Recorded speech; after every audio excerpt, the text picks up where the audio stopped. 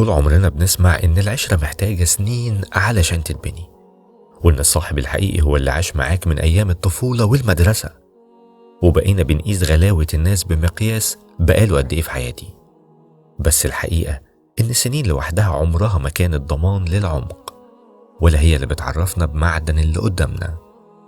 أكيد قابلت في حياتك شخص دخل فجأة، شخص ما كنتش تعرفه من كام شهر، بس النهاردة هو أكتر واحد فهمك، وأول واحد بتكلمه لما تقع في مشكلة، والوحيد اللي ما بتحتاجش تبرر له سكوتك أو زعلك.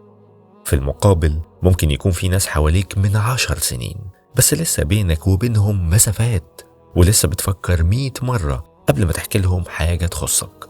السر إن العشرة بتتقاس بالمواقف مش بالشهور، باليوم اللي وقعت فيه ولقيت إيد تشدك قبل ما تطلب، باللحظة اللي كنت فيها مهزوز ولقيت حد بيآمن بيك أكتر من نفسك.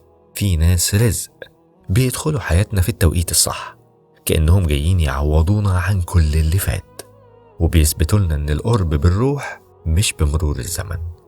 ما تظلمش العلاقات الجديدة لمجرد إن تاريخها قصير، وما تديش حصانة لعلاقات قديمة وهي ما بقتش بتقدم لك أي حاجة.